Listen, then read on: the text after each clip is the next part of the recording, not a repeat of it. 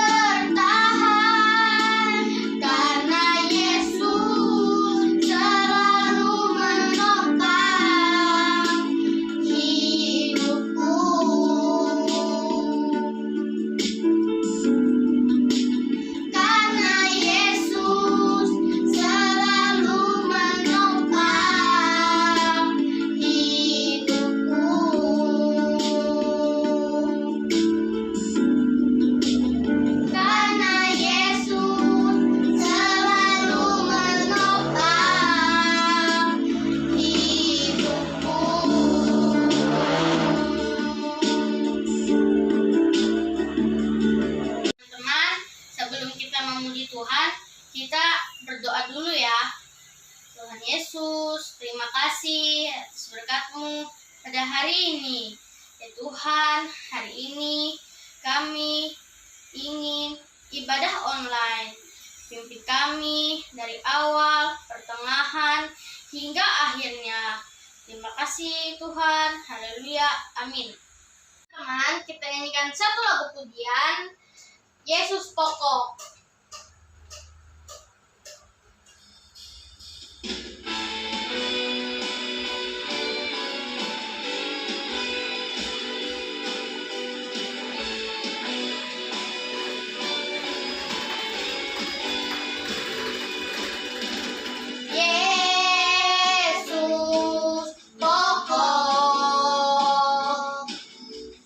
Kita jarangnya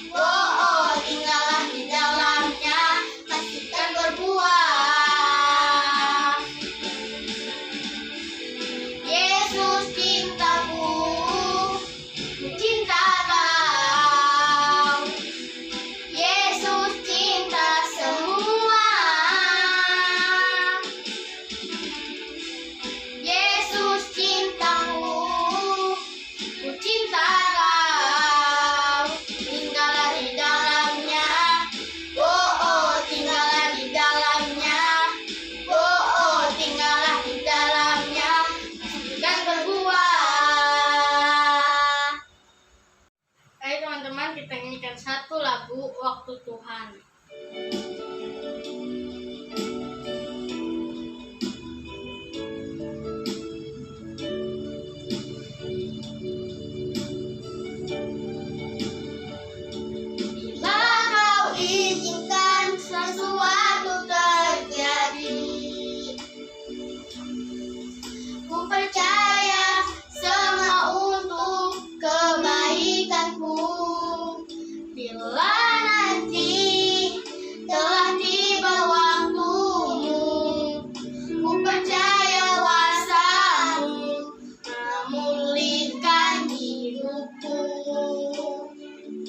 Waktu Tuhan pasti yang terbaik, walau kadang tak mudah dimengerti. Lewati cobaan, ku tetap percaya waktu Tuhan pasti yang terbaik.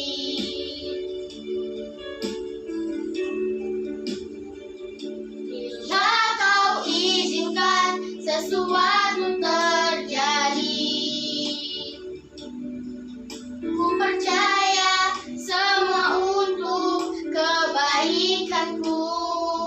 Bila nanti telah tiba waktumu, ku percaya kuasa-Mu memulihkan hidupku. Waktu Tuhan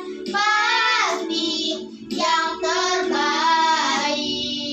walau kadang tak mudah dimengerti. Lewati cobaan, ku tetap percaya waktu Tuhan pasti yang terbaik.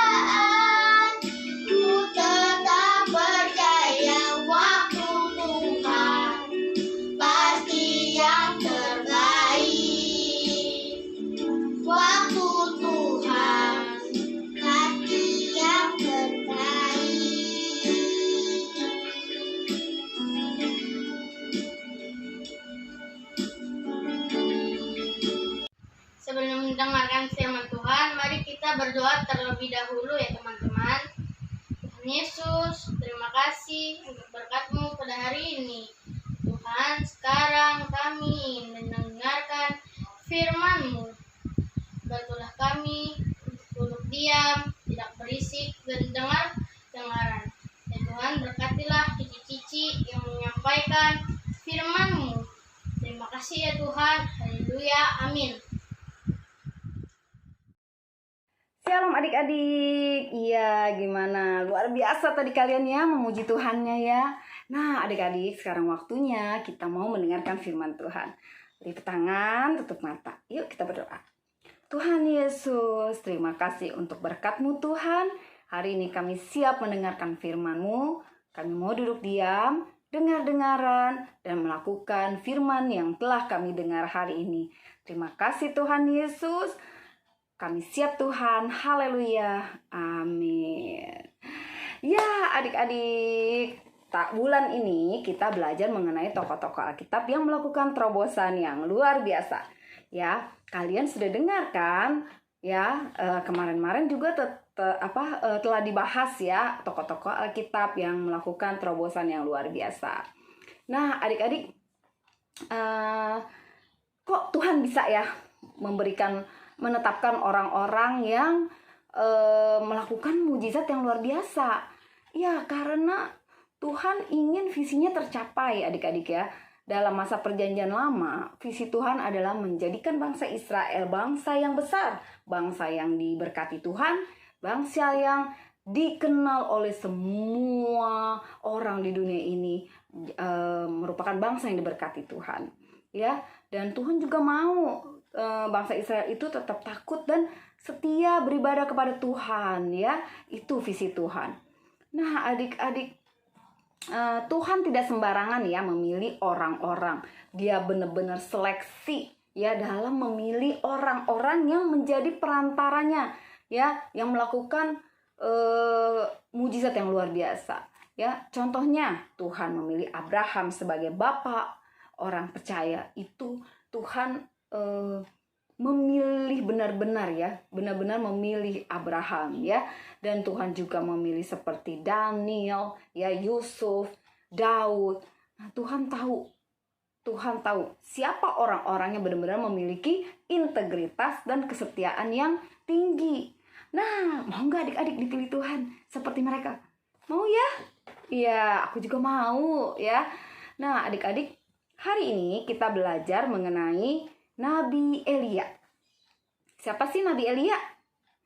Adik-adik pasti udah dengar selentingan nih ya kemarin waktu Cici Yeni cerita tentang Elisa. Ya, betul. Nabi Elia adalah mentornya Nabi Elisa. Ya, Nabi Elia ini seorang nabi besar, ya, seorang nabi besar ya di kerajaan Israel Utara. Berasal dari Tisbe, ya, Gilead. Nah, Nabi Elia ini pelayanannya sebelum Nabi Elisa, ya. Karena Nabi Elisa itu pengganti penerus tongkat estafetnya Elia, ya. Nah, adik-adik, arti nama Elia itu sangat bagus ya. Siapa di sini yang namanya Elia atau punya teman namanya Elia? Ya, arti nama Elia adalah Tuhan adalah Allahku. Wah, bagus ya adik-adik ya.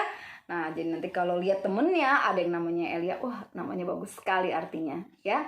Nah, adik-adik, seperti apa penampilan Nabi Elia? Ya, kita buka ya di 2 Raja-Raja 1 ayat 8 ya. Nah, aku bacain ya. Jawab mereka kepadanya, seorang yang memakai pakaian bulu dan ikat pinggang berkulit terikat pada pinggangnya. Maka berkatalah ia, itu Elia orang Tisbe. Nah, adik-adik, Elia mempunyai ciri khas ya. Dia suka pakai baju berbulu ya dan ikat pinggang kulit. Jadi ketika orang-orang mendengar bahwa ada orang berpakaian bulu dan ikat pinggang kulit, wah pasti Elia. Ya. Nah, adik-adik, apa sih yang dilakukan Elia semasa hidupnya? Apa aja sih yang dilakukan Elia ya dalam kehidupannya? Ya, dia menjadi perantara Tuhan untuk menyampaikan pesan Tuhan ya. Nabi itu adalah orang yang menyampaikan pesan Tuhan. Nah, ketika orang Israel ini banyak menyembah berhala di zamannya Raja Ahab, ya, Nabi Elia menubuatkan bahwa tidak akan ada embun dan hujan selama 3,5 tahun, 3,5 tahun ya. Waduh, adik-adik bayangin ya. Enggak hujan ya selama 3,5 tahun. Kita panas sehari aja, aduh kita pasti buru-buru cari tempat yang adem ya, nyalain AC yang gak kuat, panas ya. Nah ini terjadi selama 3,5 tahun karena banyak orang menyembah berhala, tidak taat sama Tuhan. Dan pagi hari ya tidak ada embun. Kalau adik-adik bisa lihat pagi-pagi di daun-daun itu ada tetesan air, itu adalah embun. Itu yang bikin sejuk ya, bikin sejuk di pagi hari. Nah ini Nabi Elia menubuatkan tidak akan ada embun dan hujan selama 3,5 tahun. Waduh, bisa kebayang panasnya seperti apa ya. Itulah ya karena kedegilan bangsa Israel ya. Nah setelah itu apa lagi? Nabi Elia membuat mujizat bagi janda di Sarfat. Ya, adik-adik bisa baca di 1 Raja-Raja 17 ayat 7 sampai 16 ya. Nah, di situ dikatakan karena kemarau berkepanjangan selama 3,5 tahun menyebabkan kelaparan ya. Karena mau nanam apa nggak bisa tumbuh adik-adik ya, karena kering. Tanahnya kering.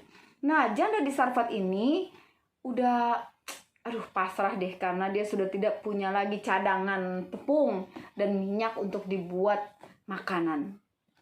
Nah, Nabi Elia membuat mujizat dengan cara tepung yang ada di tempayan janda itu tidak habis-habis. Ya, udah diambil, ada lagi, nggak habis-habis. Dan minyak dalam buli-buli juga tidak habis-habis. Minyak itu dituang, ada lagi. Dituang, ada lagi ya. Sampai musim kemarau itu berhenti. Ya, waduh, dahsyat ya Tuhan ya, memakai Nabi Elia dengan luar biasa. Nah, ada lagi mujizat yang dilakukan Nabi Elia ya. Ada lagi yang dilakukan Nabi Elia mujizatnya. Apa? Anak janda itu tiba-tiba meninggal, adik-adik. Aduh. Anak janda itu tiba-tiba meninggal. Dan Nabi Elia menghidupkan kembali anak itu. Wah, dahsyat ya. Kuasa Tuhan benar-benar terbukti nyata. Ya, Tuhan menyatakan kuasanya melalui Nabi Elia ya dengan menghidupkan anak janda itu. Apalagi adik-adik? Ya, ketika Nabi Elia melawan 450 ya Abi Baal ya, dia apa? Dia menurunkan api dari surga ya. Jadi ceritanya Nabi Elia ini bertarung sama nabi-nabi Baal. Ayo, kuasa siapa yang lebih dahsyat? Kuasa Allahmu kah atau Tuhanku, kata Nabi Elia ya. Nah, ternyata nabi-nabi Baal ini tidak bisa menurunkan api untuk membakar korban bakarannya. Nah, sementara nih Nabi Elia nih udah mesbah korban itu disiram pakai air ya. Ketika Nabi Elia berdoa kepada Tuhan, api turun dari surga. Coba kalian siram kayu pakai air, terus dinyalain api, kasih ke situ, pasti nggak bakalan nyala ya, karena kayunya udah kena air, udah basah.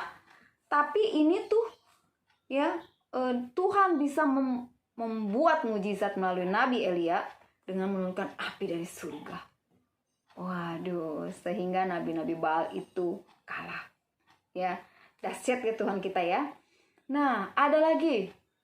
Dia membuat mujizat dengan membunuh 450 nabi Baal. Karena nabi Baal itu udah kalah, akhirnya dia serang dan dia bunuh nabi-nabi Baal itu.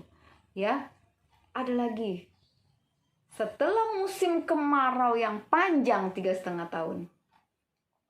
Ya, tiba-tiba Nabi Elia berdoa pada Tuhan dan bilang apa?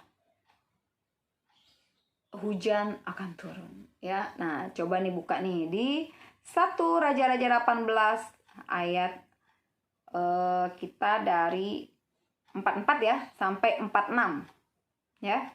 Pada ketujuh kalinya berkatalah bujang itu, wah, awan kecil sebesar telapak tangan timbul dari laut. Lalu kata Elia, pergilah katakan kepada Ahab, pasang keretamu dan turunlah, jangan sampai engkau terhalang oleh hujan. Padahal lagi musim kemarau.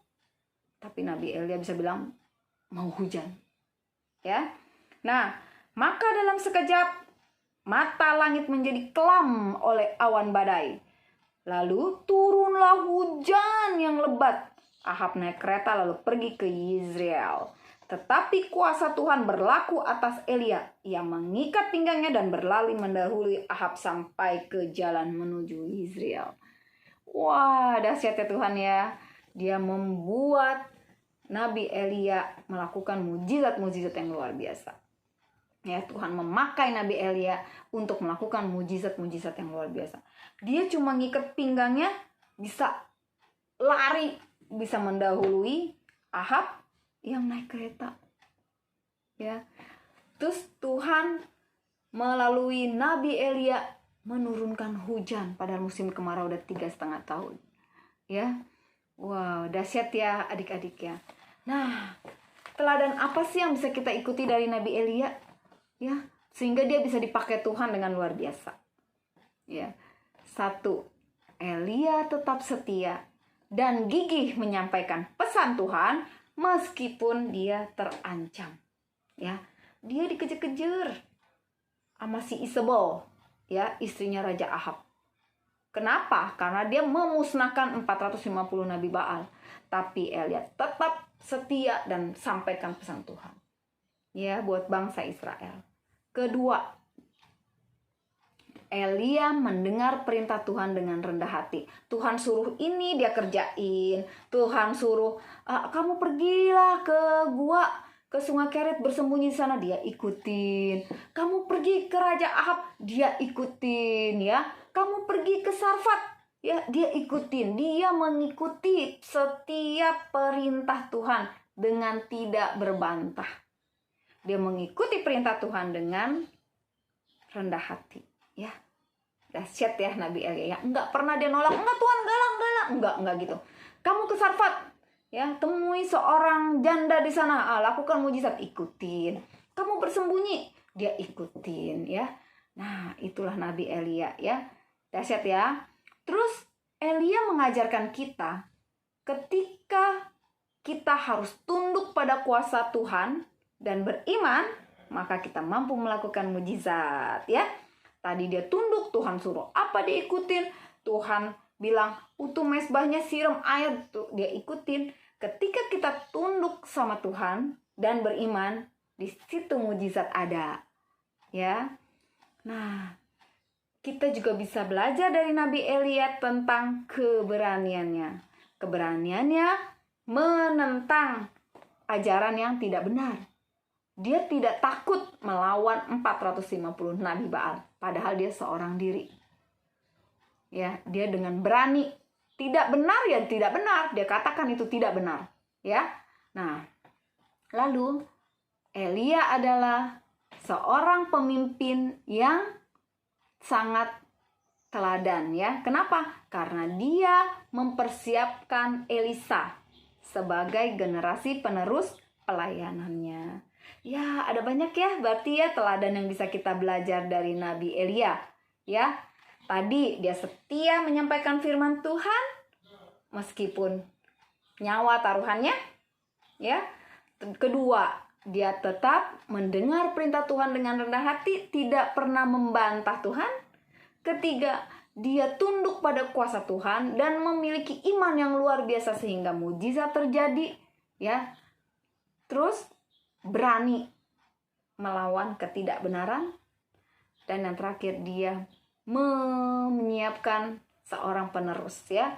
Kayak misalnya adik-adik mungkin secara rohani mungkin lebih baik daripada teman-temannya. Adik-adik bisa meneruskan, ya, memberikan pesan kepada teman-teman tentang kebenaran firman Tuhan, ya. Itu sama saja seperti mempersiapkan generasi penerus, ya. Nah, adik-adik, itulah teladan yang kita bisa lakukan dari Nabi Elia, ya. Ketika dia rendah hati dan beriman, dia bisa melakukan mujizat-mujizat. Menurunkan hujan, menurunkan api dari surga, menghidupkan kembali anak janda di Sarfat, membuat tepung dalam tempayan tidak habis-habis, minyak dalam buli-buli tidak habis-habis, ya. Dan dia bisa membuatkan sesuatu yang akan terjadi di masa akan datang, ya, yaitu dibilang apa, akan ada musim apa, tidak akan ada hujan, ya, 3,5 tahun. Ya, adik-adik, mari kita belajar seperti Nabi Elia, ya. Oke, firman Tuhan sampai di sini. Kita akan berdoa. Tuhan Yesus, terima kasih Tuhan untuk firman-Mu. Kami mau belajar Tuhan seperti Nabi Elia yang rendah hati, dengar-dengaran akan perintah Engkau, tidak membantah, dan dengan gigih berani Tuhan menentang ketidakbenaran. Dan Tuhan, kami juga mau beriman dan memiliki iman yang tinggi dan tunduk kepada kuasa Tuhan, sehingga mujizat dapat terjadi dalam hidup kami. Dan kami juga mau Tuhan menyiapkan Tuhan generasi-generasi penerus kami Tuhan, yaitu dengan cara menyampaikan kebenaran firman Tuhan kepada teman-teman kami yang belum mendengarnya, ya Tuhan. Tuhan Yesus, terima kasih Tuhan Yesus. Pakai hidup kami Tuhan dengan luar biasa Tuhan. Seperti Nabi Elia Tuhan. Kami mau Tuhan, kami mau Tuhan. Terima kasih Tuhan Yesus. Haleluya. Amin. Selamat hari Minggu. Tuhan Yesus memberkati.